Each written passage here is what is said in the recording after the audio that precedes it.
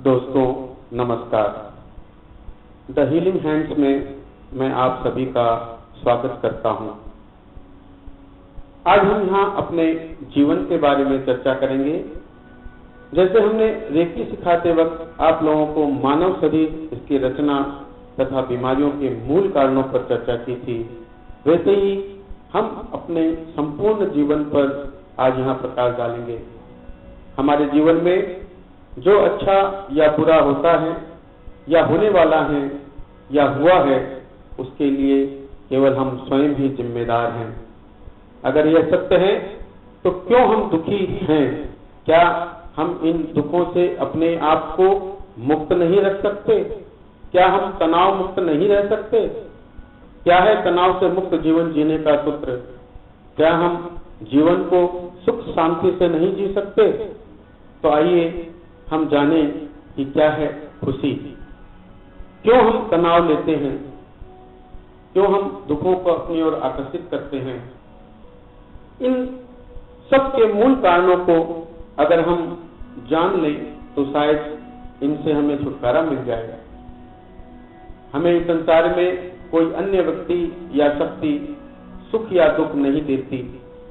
सुख दुख का भाव हम स्वयं अपने अंदर से पैदा करते हैं। हमें सुखी रहना है या दुखी, इसका निर्णय हमें स्वयं को लेना है और इसमें भगवान की कोई मर्जी नहीं है, क्योंकि भगवान तो इस संसार का नियम बनाकर क्षीर सागर में जाकर सो गए हैं और हम इन्हीं नियमों के आधार पर सुख और दुख का चयन स्वयं करते हैं। अगर हम यह सोचते हैं कि हमारे दुख का कारण कहीं बाहर है तो हमारा दुख कभी जाने वाला नहीं है, क्योंकि हमारे दुख की सारी जड़ें तो हमारे स्वयं के भीतर है। हम दिन रात पूजा करते हैं, भगवान को ढेर सारी कंप्लेन करते हैं, ढेर सारी शिकायतें करते हैं कि हमें ऐसा नहीं दिया, वैसा नहीं दिया। हमारे पास भगवान को देने के लिए हजारों शिकायतें हैं।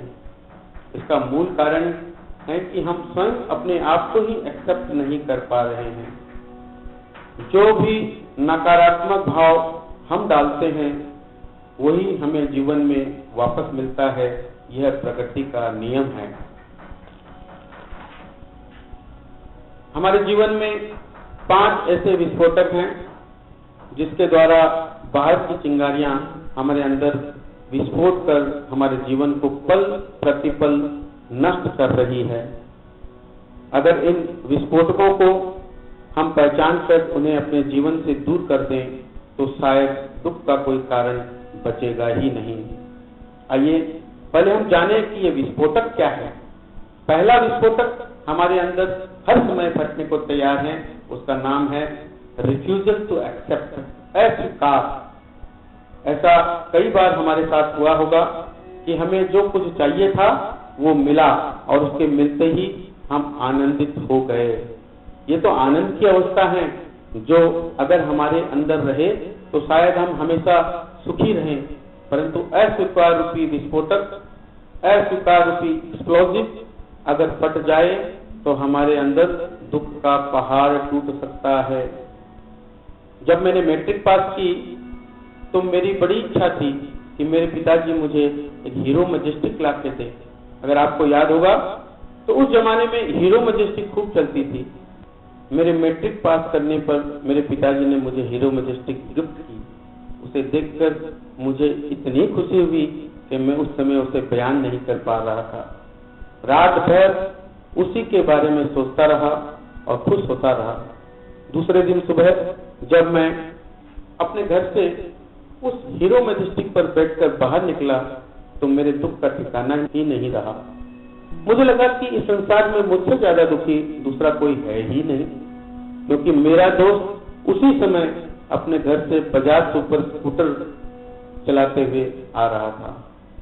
उसे देखते ही मेरे अंदर मानो विस्फोट हो गया और कल रात तक जो हीरो मैजेस्टिक मुझे सुखी कर रही थी, आज मानो वही मेरे दुख का मूल कारण बन गई। कहने का तात्पर्य है दोस्तों कि हमारी स्वयं की खुशियां भी शायद दूसरों की खुशियों को देखकर तुलनात्मक भाव से ही उत्पन्न होती है। हम ज्यादातर समय दुखी होते हैं दूसरों की उपलब्धियों से। हमारे अंदर का यह रिफ्यूजल टू एक्सेप्ट नामक विस्फोटक फटता है जब हम दूसरों को अपने से सुपीरियर देखते हैं। हम हमेशा दो क्षणों के बीच कंपैरिजन करते हैं, तुलना करते हैं, वही हमारे दुखों की जड़ है। यदि हम हर क्षण को एक्सेप्ट करते जाएं, स्वीकार करते जाएं, तो हमारे दुख का कारण ही नष्ट हो जाएगा। हम जैसे ही किसी भी क्षण को स्वीकार करते हैं, हम उसी क्षण उससे मुक्त हो जाते हैं। हम किसी भी क्षण व्यक्ति, घटना, वस्तु या परिस्थिति को एज इट इज कंडीशन में स्वीकार नहीं करते। हमारे मन में हमेशा यही चलता है कि ऐसा क्यों है या वैसा क्यों है। हम हमेशा उसकी तुलना अपनी चाहत के अनुरूप करते हैं। अगर फूल तोड़ते वक्त हम कांटे को देखकर ये पूछें कि यह कांटा क्यों है, तो हमें फूल तोड़ने का मजा नहीं आएगा। अगर हम उस कांटे को देखकर उससे बचने का रास्ता ढूंढे, तो हमें खुशी ज्यादा होगी। जितनी जल्दी हमारे नापसंद की वस्तु, घटना, व्यक्ति, परिस्थिति आदि की एक्सेप्टेंस यानी स्वीकृति आ जाएगी, उतनी ही जल्दी उससे बचने का उपाय भी हमारे अंदर पैदा हो जाएगा। हमें अपने आप को पूरी तरह से स्वीकार करना होगा। हम जैसे हैं, हमारे पास जो हैं, हम जहां हैं, उसे पूर्ण रूप से स्वीकार करना होगा।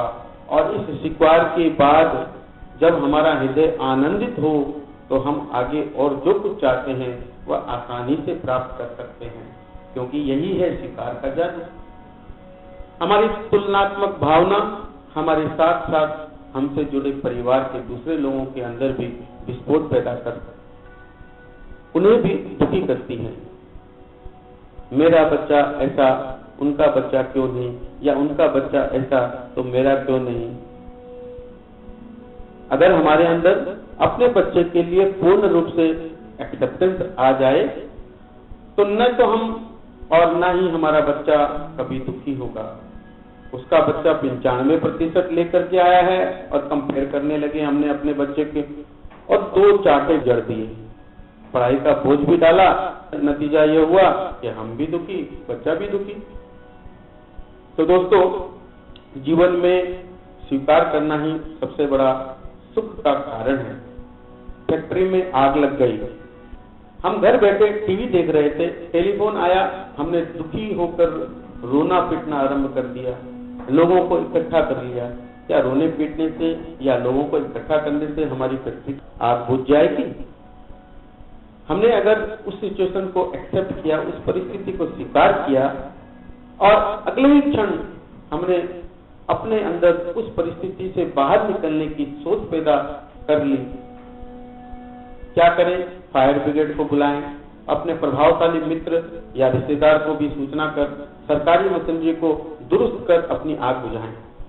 तो दोस्तों, अगर हम अपने अंदर किसी भी चीज को स्वीकार करने की प्रवृत्ति पैदा करें, तो अस्वीकार या रिफ्यूजल का विस्फोट जो है वो कभी फटेगा ही नहीं, और हम दुखी कभी नहीं होंगे। दोस्तों, हमारे जीवन में दुख पैदा करने वाला दूसरा विस्फोटक है, वह है सेल्फ इमेज, स्व आकृति। स्व आकृति यानी अहंकार की आकृति। हम जब पैदा होते हैं तो ना ही हम डॉक्टर, इंजीनियर, व्यापारी, पति, पत्नी आदि, और न ही हम कोई नेता होते हैं। यानी जब हम पैदा होते हैं तो कोई नहीं होते हैं, पर आज हम एक छवि यानी स्व आकृति, सेल्फ इमेज का निर्माण कर बैठे हैं। At the time of our birth we were nobody, but now we have become somebody and the life has become miserable. क्योंकि हमने एक छवि का निर्माण कर लिया है, हमारी छवि ऐसी तो हमारी छवि वैसी। हमारी स्व आकृति जो हमने खुद ने बनाई, उस पर कोई आघात करे तो हमें बर्दाश्त नहीं होता, क्योंकि हमारे ईगो को ठेस पहुंचती है। जैसे जैसे लोगों द्वारा इस विस्फोटक को चिंगारी दी जाती है, यानी जब लोग हमें कहते हैं कि आप महान हो, आप बहुत ज्ञानी हो, आप तमाम तरह के कमेंट देते हैं, तो हम उन्हें स्वीकार करो। अपने अंदर एक के बाद दूसरी स्व आकृति का निर्माण करते रहते हैं।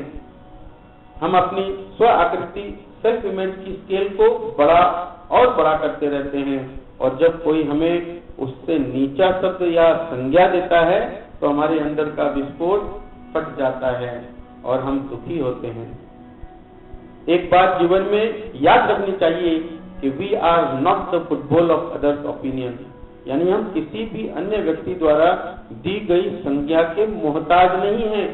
हम स्वयं अपने आप को पहचाने, और अगर कोई हमें गधा या कुत्ता कह दे तो क्या फर्क पड़ता है, दिखने में हम वैसे लगते हैं क्या। आपको नीचा दिखाने वाला व्यक्ति हमेशा आपसे ईर्ष्या करता है, आपसे जलन की भावना रखता है, और अगर आपके द्वारा कही गई कोई बात पर हम अगर प्रतिक्रिया ही ना करें तो शायद उसके द्वारा दिया गया नकारात्मक भाव हमारे अंदर जाकर कभी विस्फोट पैदा नहीं कर सकता। तो हम अपने इस स्व आकृति रूपी विस्फोटक का रिमोट कंट्रोल दूसरों के हाथ में क्यों दें। मनुष्य को हर स्थिति में एक समान व्यवहार करना चाहिए। कोई आपको महान कहे या कोई गधा, किसी के कह देने मात्र से हमारी आपकी आकृति कभी बदल नहीं सकती। हमारे दुखों का तीसरा विस्फोटक क्या है? वो है रॉन्ग आइडियोलॉजी, यानी कि गलत सिद्धांत। जितना ज्यादा हम सिद्धांतवादी होंगे उतने ही ज्यादा दुखी होंगे, क्योंकि हम सारी दुनिया को उस सिद्धांत द्वारा तोलते हैं। दुनिया में सद्गुण या दुर्गुण नाम का कुछ नहीं होता, सिर्फ गुण होता है। सद्भावना से उपभोग में लाए गए सारे दुर्गुण सद्गुण होते हैं, और दुर्भावना से उपयोग में लाए गए सद्गुण भी दुर्गुण ही होते हैं। इसलिए गुण कुछ नहीं होता। जागा हुआ व्यक्ति सदुपयोग करता है, और बेहोश व्यक्ति सदुपयोग को भी दुरुपयोग के रूप में करता है। हम ईमानदार हैं, अच्छी बात है, परंतु हम दूसरे बेईमानों को देखकर दुखी होते हैं, हमारे अंदर का विस्फोट फटता है। क्यों? हम जैसे हैं वैसे ही सारी दुनिया हो, यह जरूरी तो नहीं। अपने सिद्धांतों को दूसरों के ऊपर थोपने की कोशिश में इंसान हर समय गलत सिद्धांतों की ही चर्चा करता है और नकारात्मक भाव पैदा करते रहता है, जिसकी वजह से वह हमेशा दुखी रहता है। अगर हम किसी अवस्था को स्वीकार नहीं करते अपने उद्देश्यों के कारण, तो हमारे पास कंप्लेन का पिटारा है। यह काम क्यों नहीं हुआ, वह व्यक्ति ऐसा क्यों है, यहाँ लाइट क्यों नहीं है। यानी हम अपने सिद्धांतों की वजह से पल प्रतिपल नकारात्मक भाव में ही जी रहे हैं। यही हमें दुखी करता है। अगर हम मंदिर जाते हैं सुबह और हमारे परिवार का अन्य कोई व्यक्ति नहीं जाता है, तो हमारे अंदर हमेशा एक बात चलती रहती है कि वह मंदिर नहीं जाता, उसे जाना चाहिए, वगैरह वगैरह। उसके मंदिर न जाने से आप क्यों दुखी हो रहे हैं? तो कुल मिलाकर हम यूं कहें कि हम अपने आदर्शों सिद्धांतों को दुनिया पर लाद न पाने के कारण जो हमारे अंदर का विस्फोटक फटता है और हम दुखी होते हैं, उसे अगर हम अपने जीवन से बाहर निकाल दें तो हमें दुखी होने की कोई आवश्यकता ही नहीं पड़ेगी। हमारे अंदर दुखी होने में चौथा विस्फोटक जो कार्य करता है वह है गलत उद्देश्य, रॉन्ग ऑब्जेक्टिव्स। यानी बोया बीज बबूल का तो आम कहां से होए। अगर वर्तमान में हम गलत बीज बोएंगे तो भविष्य भी गलत फल देगा, क्योंकि भविष्य वर्तमान का बेटा है। अगर वर्तमान का बीज नकारात्मक है तो भविष्य में कोई भी आनंदित नहीं रह सकता। भविष्य का इस संसार में कोई अस्तित्व है ही नहीं। Future does not exist at all. अगर आप चाहते हैं कि हमारा भविष्य आनंदमय और खुशियां लाए, तो वर्तमान में आपको आनंद के बीज डालने होंगे। सवाल यह पैदा होता है कि हमें आनंद कहां से मिलेगा? इस आनंद हैप्पीनेस रूपी बीज को कहां से खोजें? हर व्यक्ति को यह लगता है कि आनंद तो हमें भविष्य में मिलेगा, अभी थोड़ी देर में मिलेगा। हर व्यक्ति का आनंद भविष्य में होता है। अगर अभी हम आनंद के भाव में नहीं रह सकते तो भविष्य आनंदित कैसे हो सकता है? स्वामी विवेकानंद जी ने कहा था, हमारा वर्तमान हमारे भूतकाल का फल है और भविष्य वर्तमान के कर्मों पर आधारित होगा। Your present is being determined by your past actions and your future will depend on your present deeds. परंतु कहाँ है आनंद? आनंद के बीज हमें कहाँ मिलेंगे? आनंद हमें उस कार्य में मिलेगा जिसे हम होश में करते हैं। ज्यादातर तो हम सारे काम बेहोशी में ही करते हैं। हम सवेरे उठते हैं, अपने दिनचर्या को आरंभ करते हैं, मगर बेहोशी में। हमें बस करना है इसलिए हम कर रहे हैं, मगर बेहोशी में। चाय पीते पता नहीं चलता कब चाय खत्म हो गई, पता ही नहीं चलता कि चाय का स्वाद कैसा है, क्योंकि पीते हैं बेहोशी में। अगर हम हर क्षण को होश में जिए, यानी अगर चाय पी रहे हैं तो हर चुस्की में आनंद का अनुभव करें। हर दिन छोटे छोटे कार्यों में भी आनंद मिलता है। प्यास लगी, पानी पिया, हम तृप्त हो गए, यानी हमें प्यास बुझने पर एक आनंद का अनुभव हुआ। जो पकवान पसंद है वो खाने को मिल गए तो आनंद का अनुभव हुआ। आनंद तो हर पल हर क्षण छिपा हुआ है, पर हम होश में न होने के कारण उसका अनुभव नहीं कर पाते। हम अपने जीवन में कोई कार्य करना चाहते हैं, हमने चिंतन कर उस कार्य को अंजाम भी दे डाला। होश में तो हमने एक अच्छा विचार किया, परंतु बेहोशी में हम उसी कार्य के विषय में नकारात्मक भाव भी पैदा करने लगते हैं। क्या यह कार्य पूरा होगा भी या नहीं? आर्थिक कठिनाई तो नहीं आएगी? इस तरह के तमाम नकारात्मक भाव हम बेहोशी में अपने अवचेतन मन में भर रहे होते हैं, और यही कारण है कि हमारे काम सफल या तो होते नहीं या फिर काफी मुश्किलों का सामना करना पड़ता है। कुदरत का एक नियम है कि like energy attract the like energy. समान ऊर्जा को आकर्षित करती है। अगर अवचेतन मन में नकारात्मक भाव पैदा होते हैं, यानी नकारात्मक बीज डालेंगे, तो भविष्य का फल सकारात्मक कभी नहीं होगा। सवाल अब यहाँ यह उठता है कि हम सकारात्मक भाव कैसे पैदा करें, क्योंकि मन तो चंचल है। मन की चंचलता को कैसे अपने कंट्रोल में रखें? यहाँ समझने की बात है कि मन चंचल नहीं होता। चंचलता का तो अभ्यास कराया गया है, क्योंकि जो अभ्यास हम करते हैं वही आदत बन जाती है। जिस तरह मन को चंचलता का अभ्यास कराया गया, उसी तरह हमें एकाग्रता का भी अभ्यास करना होगा। इसके लिए कोई बहुत बड़ी साधना नहीं करनी पड़ेगी और न ही कोई बड़ा अनुष्ठान, यज्ञ या ध्यान की क्रिया करनी होगी।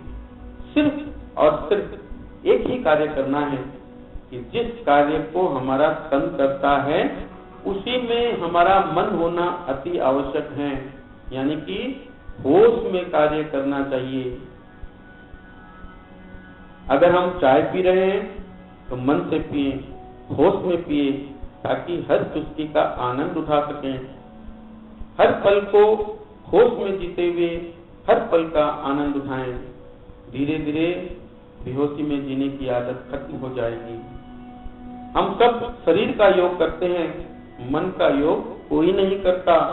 हमें मन का योग करना ज्यादा जरूरी है। होता क्या है हमारे साथ? हम सोचते एक चीज है, बोलते हैं एक चीज, और जब करने की बारी आती है तो करते हैं तीसरी चीज, क्योंकि बुद्धि, वाणी और कर्म तीनों में फर्क होता है। अगर हम इन तीनों को एक रसता प्रदान कर दें तो हमारे जीवन से आनंद कभी खत्म होगा ही नहीं। हमारे बेहोशी में उत्पन्न हुए गलत उद्देश्यों, गलत तरह के लक्ष्यों को अगर हम खत्म कर दें तो भविष्य के फल आनंद से भरपूर होंगे। हमें हर पल हर क्षण आनंद के बीज डालने होंगे।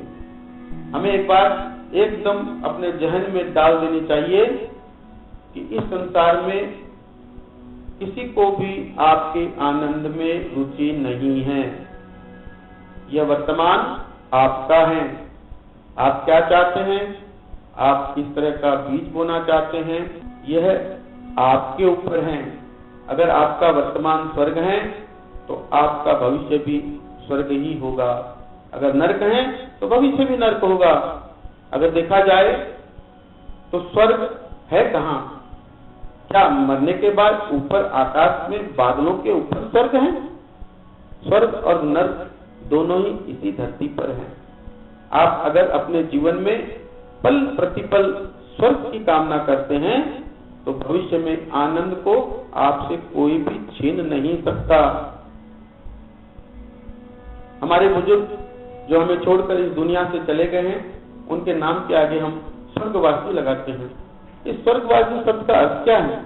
इसका सीधा अर्थ है वे स्वर्ग में वास करते थे और अब चले गए हैं। या फिर स्वर्गीय शब्द का इस्तेमाल करते हैं। स्वर्गीय का अर्थ है स्वर्ग में थे। हर व्यक्ति का स्वर्ग अलग अलग होता है। अमीर का अलग और गरीब का अलग। अगर किसी गरीब को पूछो तो स्वर्ग की परिभाषा में कहेगा कि हमें बड़ी गाड़ी में घूमना, खाना खाना, आलीशान घर आदि हो, क्योंकि उसे कभी ऐसी सुविधा नहीं मिली। उसके विपरीत अगर अमीर आदमी से पूछो स्वर्ग के बारे में तो उसका कहना होगा कि किसी एकांत स्थान में बिना मोबाइल के कुछ दिन रह सकूं, क्योंकि वह इन सब चीजों से तंग आ चुका है। बच्चों के स्वर्ग की परिभाषा अलग है, जवान व्यक्ति के अलग, बूढ़े की अलग। हर व्यक्ति के स्वर्ग की परिभाषा अलग अलग होती है। स्वर्ग तो एक ही है, नरक भी एक ही है, तो सबकी परिभाषा अलग अलग क्यों? अगर वर्तमान में आपने आनंद के बीज डाले हैं तो भविष्य का फल आनंद से लबालब होगा, और अगर वर्तमान में दुख के बीज डाले हैं तो भविष्य का फल दुख से भरपूर होगा। इसलिए अगर हम अपने जीवन में पल प्रतिपल आनंद के बीज डालते रहें तो दुख का सामना हमें कभी नहीं करना पड़ेगा। हमारा जीवन हमेशा आनंद से भरपूर रहेगा। हमारे जीवन में दुखों का 5वां विस्फोटक है एक्सपेक्टेशन, अपेक्षा। हम सभी अपेक्षा का कटोरा लिए घर, मकान या दुकान में बैठे हैं। सभी का कटोरा बहुत बड़ा है। हम सब एक दूसरे से उम्मीद लगाए बैठे हैं कि कोई तो हमारी सेवा करेगा। सबसे सब मांगने के लिए खड़े हैं, देने के लिए कोई नहीं है। गीता में भगवान श्री कृष्ण कहते हैं कर्मणे वाधिकारस्ते मा फलेषु कदाचन। अगर इसका अर्थ पूछे तो अनेकों प्रकार के जवाब मिल जाएंगे। कोई कहता है कर्म किए जा, फल की चिंता मत कर, या फल की इच्छा मत कर, या कर्म किए जा परंतु फल पर तुम्हारा कोई अधिकार नहीं है। क्या बिना इच्छा के कोई कर्म कर सकता है क्या? कर्मणे वाधिकारस्ते मा फलेषु कदाचन का मेरी नजर में एक ही अर्थ है कि कर्म किए जा परंतु फल तुम्हें कभी नहीं मिलेगा। अब यहाँ एक सवाल खड़ा होता है कि अगर फल कभी नहीं मिलेगा तो कर्म क्यों किया जाए? भगवान श्री कृष्ण महाभारत के युद्ध में अर्जुन को समझाते हैं कि अगर तुम कोई भी कर्म देने की भावना से, सच्चाई से, ईमानदारी से करते हो तो उस वक्त उस कार्य को करने से तुम्हें जो आनंद मिलता है वही तुम्हारे कर्मों का इंस्टेंट फल है, रिजल्ट है। आपने अपने बच्चों को गोद में घुमाया था, उस वक्त आपको क्या आया था? आनंद। वही आनंद आपके कर्मों का फल था। आपने अपने बच्चे को पालने में जो कर्म किया था उसको आनंद के रूप में भोग लिया उसी वक्त। तो अब आप क्यों अपने बच्चे से अपेक्षा करते हैं? अपेक्षा का दूसरा पहलू है दुख, निराशा, हताशपन और डिप्रेशन। इसके अलावा आपके हाथ कुछ नहीं आने वाला। आप पति पत्नी जब शादी करते हैं तो दोनों अपने अपने हाथों में कटोरा लेकर आ जाते हैं। पति को लगता है कि अब मेरी पत्नी मुझे बहुत कुछ देगी, तो दूसरी ओर पत्नी को लगता है अब मुझे पति बहुत कुछ देगा।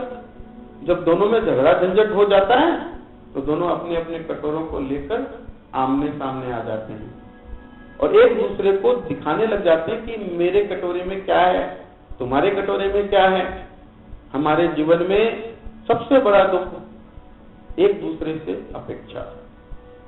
Over expectation always reduces Joy. जितनी ज्यादा अपेक्षा उतना ही दुख। अगर हम इस अपेक्षा रूपी दुख के कारण को अपने जीवन से बाहर निकाल दें तो शायद हमारे अंदर नकारात्मक भाव का उत्पन्न होना ही बंद हो जाएगा। हमारे अंदर के इन 5 विस्फोटकों को अगर हम स्वयं ही बाहर निकाल दें तो हमारे दुख का कोई कारण ही नहीं रहेगा। हमारे अंदर जितने भी विचार आते हैं वो सारे बाहरी लोगों द्वारा माचिस दिखाने के कारण आते हैं। माचिस से हमारे अंदर का विस्फोटक फटता है और हम दुखी होते हैं। विचारों को बंद करना या उस पर रोक लगाना हमारे बस में नहीं है, परंतु कौन से विचार को हम कर्म बनाएं ये हमारे हाथ में है। किसी भी दुख के रूट कोज तक अगर हम पहुंच गए और वहां से उस रूट कोज को, उसकी जड़ों को अगर हमने समाप्त कर दी तो भविष्य में भी हमारे दुख का कोई कारण नहीं रह जाता। हम सभी मोक्ष की कामना करते हैं, स्वर्ग की कामना करते हैं। कहाँ है मोक्ष, कहाँ है स्वर्ग, कैसे मिलेगा मोक्ष या स्वर्ग?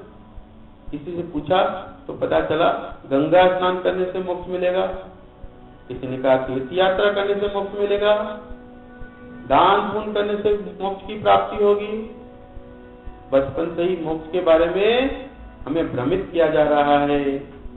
मेरी नजर में मोक्ष का अर्थ है बंधनों से मुक्त होना। जब तक अपने अंदर व्याप्त इन 5 विस्फोटकों को हम निकाल कर बाहर नहीं करेंगे, इन विस्फोटकों को हम पहचानेंगे नहीं और हमारे अंदर प्रतिक्रिया करने का जब तक सारा सामान मौजूद है तब तक चाहे जितने भी तीर्थ यात्राएं कर ले, दान पुण्य कर ले, गंगा स्नान कर ले, मोक्ष नहीं मिलने वाला। जब तक हम अपने अंदर के ज्वलनशील तत्व को खत्म न कर लें, जब हमारे अंदर का अंतर्मन बिल्कुल साफ हो जाएगा तो जीवन स्वयं परमात्मा बन जाएगा। कौन है परमात्मा? कहाँ हम उन्हें खोज रहे हैं? परमात्मा तो हमारे अंदर ही है, परंतु हम उन्हें पहचान ही नहीं पा रहे हैं। मुझको कहाँ ढूंढे रे बंदे, मैं तो तेरे पास रे। इसलिए अपने जीवन से प्यार करो। जीवन के बाहर कोई परमात्मा नहीं है। हम स्वयं अपने जीवन को स्वर्ग या नर्क बनाते हैं एवं बिना विस्फोटक का जीवन हम जी सकें तो हमारे जीवन में स्वर्ग ही स्वर्ग होगा। धन्यवाद। रोज रेकी करें और स्वस्थ रहें। नमस्कार।